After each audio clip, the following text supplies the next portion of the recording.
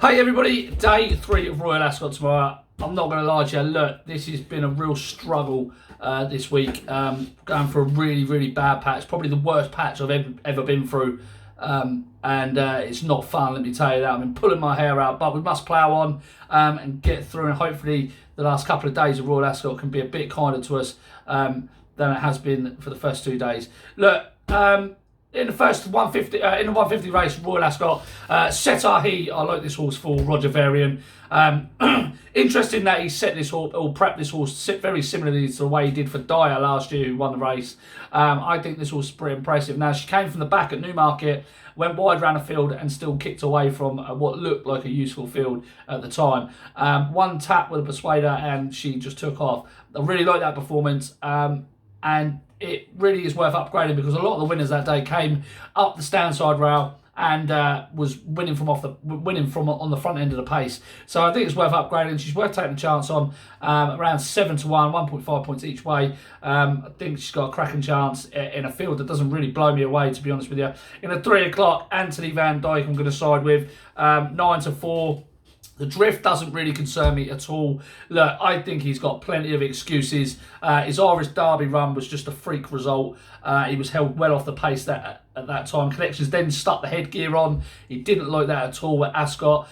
He then ran a good third in the Irish Champion over a trip too short. He then went back up to a mile 4, ran a blinding race in the Breeders' Cup Turf. And then for unknown reasons, they stuck the headgear on again over in Chartin.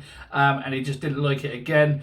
His last 6 runs have come in Group 1 company. He drops into a Group 2 today. The race looks set up for him. There's going to be a pace on. I wouldn't worry about the soft ground for him. He won his Lingfield Derby trial on soft ground. I think there's a lot to like about Anthony Van Dyke tomorrow, so I'm going to side with him. In the 3:35 Commonwealth, Pierre Lapin. I've liked this horse for a very long time, as most of you know. I thought they was going to step him up in trip this season, but they have kept him at 6 furlongs. That is a slight concern for me. It does take a minute to get going, but when he gets going, he is so powerful, and it'd be silly to think that there's not more to come from him. He's definitely a group winner and waiting, so I think Pierre Lapin can go well. In the same race, I'm going to side with Royal Crusade at 18 to 1 for an each way bit of money. I think this horse is a bit of a forgotten horse in the field. He was working the house down at Charlie Appleby's yard last year, apparently, and this horse, I think, will be okay on soft ground. Look, drop back to 6 furlongs, definitely going to help him out, I think.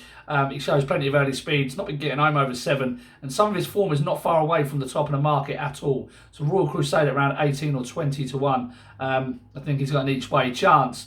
Last selection of the day is in the 4:10. Now, this is a bit of a wild one.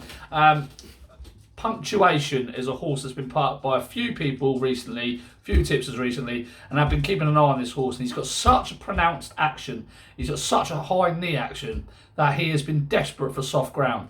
He gets that tomorrow.